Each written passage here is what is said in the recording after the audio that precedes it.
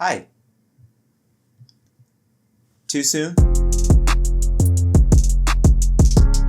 I only picked this out because someone in the comments said you need to stop wearing that shirt and jacket. I'm gonna continue to wear this jacket, just not right now. Anyways, welcome back to another episode of Inside the Lines. I'm recording this later after Las Vegas review. If you haven't seen it already, check it out.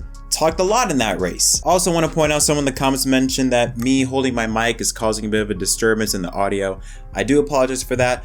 I'm waiting for a part that should get here later today in the morning because I do have a microphone stand. I'm just waiting for one more piece that should come later today, and hopefully you don't have to deal with me holding my mic anymore. But for today, we're just gonna have to deal with it. Let's talk about Kevin Harvick. Kevin Harvick has been in the NASCAR Cup Series since 2001, the 2014 Cup Series champion, 2007 Daytona 500 champion, and a winner of 60 career races, currently drives for Stewart-Haas Racing. Harvick has been one of NASCAR's most outgoing personalities, nicknamed the Closer, or Happy Harvick. He has become one of NASCAR's most notable drivers throughout the past couple of decades, but his time in NASCAR could come to an end. Now, to put it into context, Kevin Harvick was supposed to be retired already by now.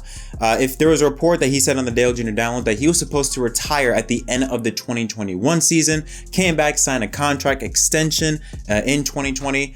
But now, according to multiple reports, this one I'm getting from Jenna Fryer, says that Gene Haas was on pit road during the pre-race and said that Kevin Harvick would like to leave SHR and retire from NASCAR at the end of 2023. She also mentions in this Twitter post, quote, that Gene Haas also said that he would like to give Cole Custer another year to prove himself, but Tony Stewart prefers Ryan Preece, and they've got to carefully consider who they put in the car because he anticipates losing Harvick and Almirola at the end of 2023. Not only that, but Jenna Fryer also mentions that Hailie Deegan will be in something with Ford next year, although it is not known what will that ride be. Although I would say I would like to see her in an Xfinity car because I feel like her driving style is perfect for Xfinity Series racing, and she could have a lot more success there than where she would be in trucks. But let's talk about that. Kevin Harvick potentially could be announcing his retirement already for the end of 2023. You have to understand, Kevin Harvick is around that age. You're seeing a lot of other drivers retire in the mid-40s. Johnson retiring around that age. Junior, Stewart,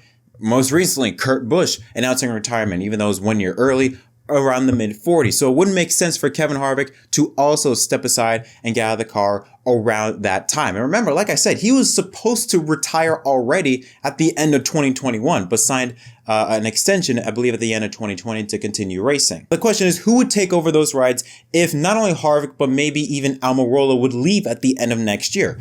Well, you got Ryan Preece. Ryan Preece, I think, is a really good race car driver, really talented. We know what he can do in good equipment. We've seen it in trucks and Xfinity. When he's in top equipment, he can get the job done. So him going to either the 10 or the 4 car would make perfect sense, considering he has been a reserve driver for this team for the past couple seasons now. So I would love to see Ryan Preece in this car. As for Cole Custer, it's about time. I mean, he's got to go. I mean, we look, the stats he's pulled up so far have been abysmal. His rookie season 2020 was better than the past 2 seasons he has been with SHR. And I understand Stewart-Haas Racing ain't the best, but Harvick won 2 races. Almirola has put up top 10 finishes. Briscoe's in the round of 8 at the moment with a shot at making it to the Final 4 in Phoenix, and he won at Phoenix earlier in the year.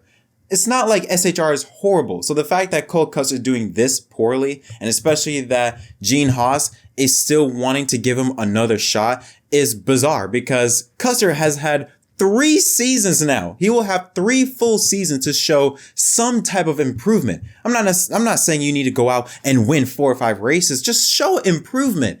He hasn't shown any improvement. In fact, I would even argue he has even regressed so far throughout the years that he's been in the 41 car. So personally for me, I don't think Cole Custer should be in the 41 car in 2020, at the end of 2023 for 2024, I should say. But of course, he does have connections. His father is a big executive at SHR, so that could get in the way of things. And I mean, Gene Haas is a sponsor of the 41 car with Haas Automation, so he gets the final say really on who drives the 41 car. But I do think they need to make a change real quick. If Harvick and Almirola do retire at the end of next year, Preece should take either the 4 or the 10.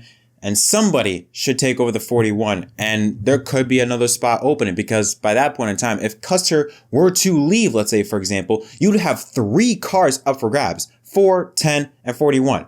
If Preece is going to take one of those 2 rides or 3 rides, you still have 2 rides up for grabs. So it'd be very interesting to see who could the potential replacements be for Stewart-Haas Racing. But that's if, because even though Harvick has indicated that he wants to retire at the end of next year, SHR, Gene Haas specifically, are trying to encourage him to come back and sign an extension deal. Will he? We'll have to wait and see. But what do you think is going to happen to Stewart-Haas Racing at the end of next year? Do you see Almirola and Harvick returning? Where do you see Cole Custer at the end of next year? Where do you see Ryan Preece? Who do you think is going to be in the lineup for 2024? Let me know your thoughts in the comment section down below. Until next time, my name is Jett from MDK. Thanks for watching.